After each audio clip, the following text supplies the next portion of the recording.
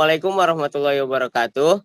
Selamat siang semuanya. Perkenalkan, saya Muhammad Farisin Zaki dengan kawan saya Lisma Amelia. Kami dari kelompok 7 akan mendiskusikan materi mengenai sistem pembayaran, inklusi, serta inovasi digital. Oke, sebelum kita bicara lebih jauh, saya ingin mengangkat satu realita dalam 5 tahun terakhir, transaksi digital di Indonesia meningkat secara signifikan.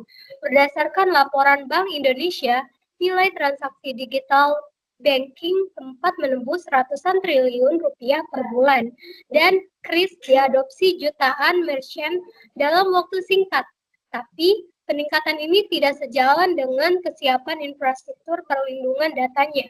Kasus Tokopedia tahun 2020 adalah pengingat, di mana lebih dari 90 juta data pengguna bocor dan dijual di dark web.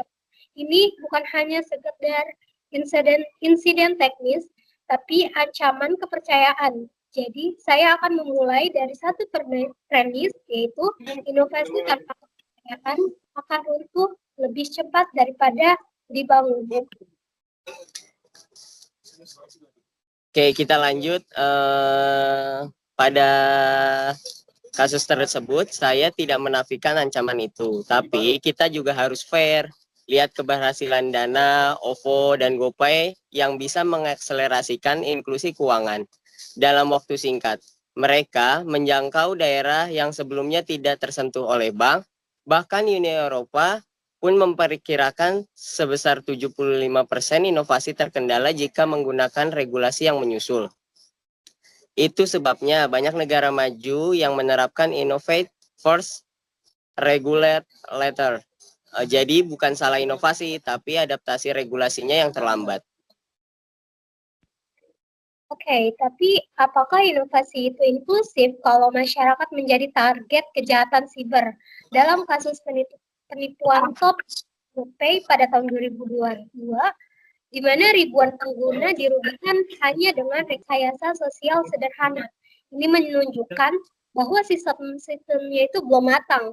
Secara inovasi tidak boleh dijadikan pembenaran mengorbankan keselamatan konsumen.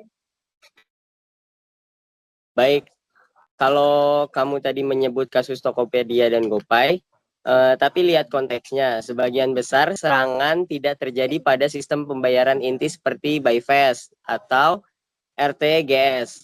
Serangan justru masuk dari sisi platform pendukung seperti cloud provider, payment aggregator, dan EPI. Masalah ada di rantai nilai yang rentan.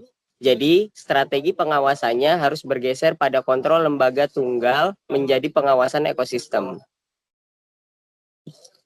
Saya setuju ekosistemnya penting, tapi justru itu alasan mengapa kita butuh standar keamanan menyeluruh. Serangan ransomware pada Bank Bangladesh tahun 2016 menunjukkan ini.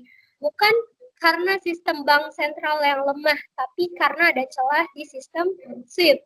Satu titik lemah menciptakan kerugian ratusan juta dolar. Itulah market failure murni. Ketika pelaku tidak punya insentif untuk meningkatkan keamanan kecuali dipaksa. Oke, regulasi memang selalu tertinggal. Perlindungan data pribadi di banyak negara pun lahir setelah kasus-kasus besar, bukan sebelum. Inilah mengapa sandbox dibutuhkan. Negara tidak menghambat tapi mengawasi sembari berjalan. Contohnya seperti Singapura dan Korea Selatan yang berhasil justru karena fleksibilitas itu. Tapi lihat Jepang, mereka tidak hanya punya sandbox, mereka punya centralized cyber security standard. Semua penyedia layanan pembayaran wajib memenuhi standar interoperabilitas. Hasilnya, tingkat fraud jauh lebih rendah dibanding kawasan Asia Tenggara. Itu menunjukkan bahwa pengawasan ketat tidak identik dengan hambatan inovasi. Tapi tidak semua serangan merusak stabilitas keuangan kan. Banyak hanya yang menyebabkan gangguan sementara, sistem pulih. Bahkan setelah kasus Tokopedia, adopsi e-commerce tetap meningkat. Masyarakat menjadi adaptif. Kamu melewatkan aspek penting nih, di mana stabilitas keuangan bukan hanya soal kerugian finansial, ia juga tentang persepsi risiko. Di Amerika Serikat, kasus serangan ransomware Colonial Pipeline tahun 2021 menyebabkan panik buying BBM. Padahal infrastruktur energi tidak hancur.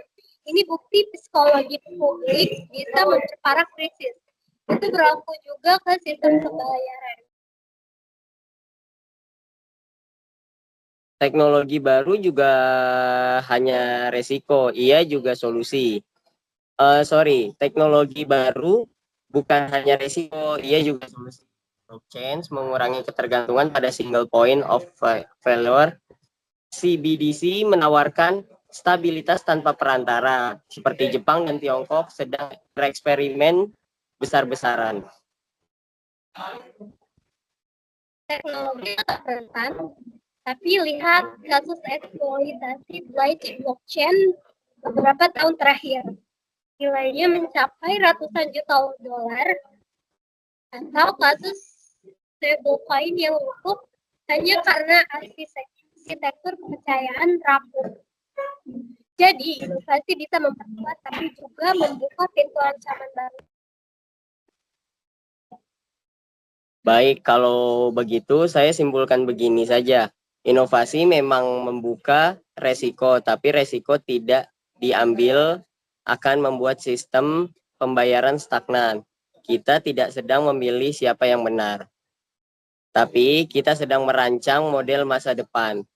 Saya tidak percaya pada negara yang menghambat inovasi, tapi saya juga tidak menolak bahwa keamanan juga harus menjadi standar minimum.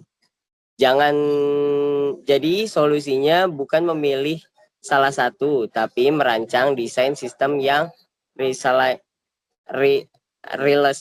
adaptif, cepat, dan tetap terlindungi. Itulah masa depan sistem pembayaran, bukan cepat atau aman, tapi cepat karena aman.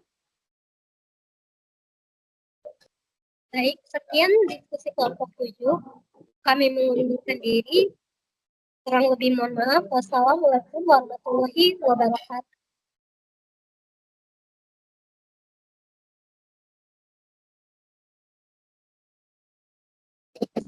Itu gitu